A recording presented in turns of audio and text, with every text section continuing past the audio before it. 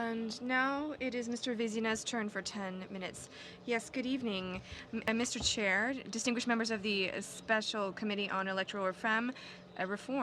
First of all, I would like to thank the House of Commons and parliamentarians for the creation and establishment of the Special Committee on Electoral Reform and for its efforts to consult Canadians and various experts on this issue, which is so fundamental for the future of our democracy. The Institut du Nouveau Monde is happy to appear before you today to present its vision, which is drawn from its expertise in civic participation and various consultations, but also those of youth aged 18 to 34 who participated in citizenship schools over recent years. I will start my presentation by speaking about some of the main observations about electoral participation of youth aged 18 to 34, and then I will present a few audacious, bold reforms that we are proposing to reverse this trend in Canada, reverse the trend of declining voter participation. First of all, allow me to present my organization. I am Dominic, strategic advisor of democratic institutions at my organization.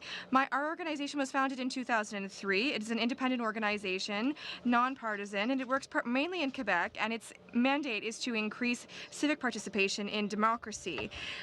We have a justice and social inclusion perspective. We respect social democratic values and sustainable development, and we work in a spirit of openness and innovation. Our organization publishes a State of Quebec, which is a reference tool that on the socioeconomic issues in Quebec of the day. In recent decades, voter turnout among youth has diminished considerably. The decline has existed for more than 40 years.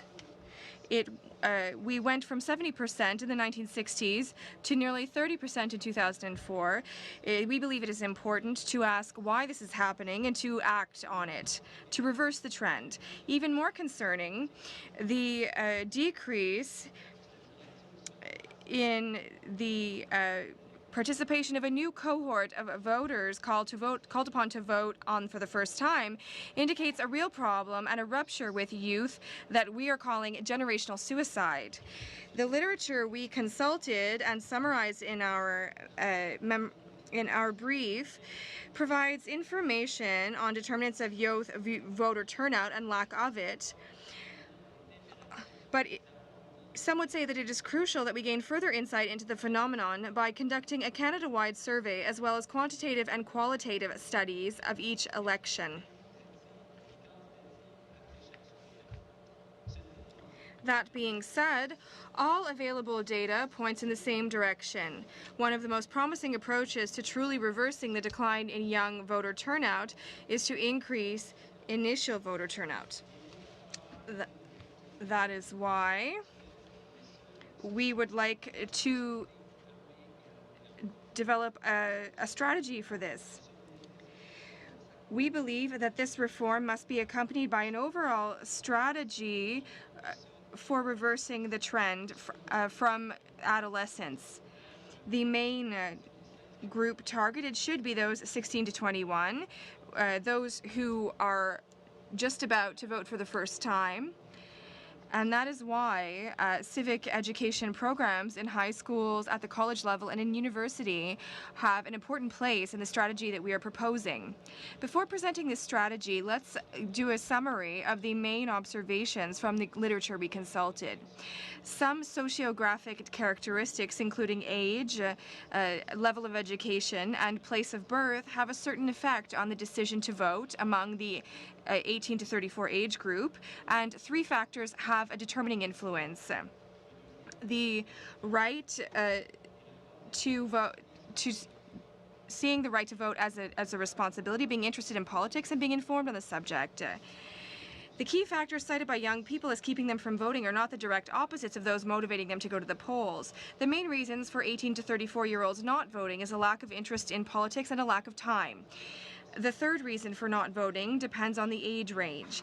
18 to 24-year-olds blame problems with registering to vote, while 25 to 34-year-olds blame cynicism. This last reason for not voting seems to emerge later on than the other factors analyzed. So what are the 5 bold reforms that we're proposing? To increase youth voter turnout, we support reforming the current electoral system while also coming up with a comprehensive strategy to develop civic literacy among young people. Our organization proposes a bold strategy, beginning with instituting a civic rite of passage in late adolescence. This strategy, which is informed by INM-led consultations, calls for major reforms. It is based on a renewed vision of democracy in which electoral participation is not only desired but expected and encouraged, and in which voting is not just a right but also a duty and a responsibility. The civic rite of passage is based on 5 substantial reform. One is a compulsory civics course in high school. Civic education is the surest way to get young people interested in politics. One of the main reasons young people do not vote is that they do not understand how politics affect them personally. A compulsory civics course should be given in grade 9 while school is still compulsory so that it is universally taught. As well, mock voting should be available to all students for each election. All studies show that if young people are interested in politics and if they are informed in politics, they will participate. Those are the 2 and 3rd reasons to explain why they vote. Comparative studies, including that one done by Henry Miller, shows that voter turnout is higher, where the average level of political knowledge is higher. So that's why we need a civics and a mandatory civics class. There are examples in Norway and Sweden that support this.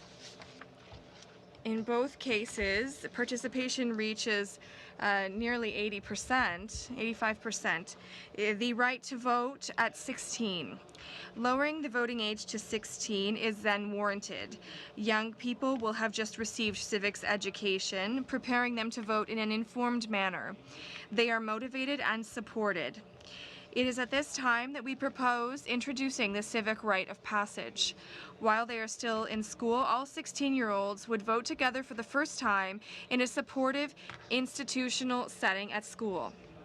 There should be a ceremony celebrating their eligibility to vote, similar to a citizenship ceremony for new Canadians.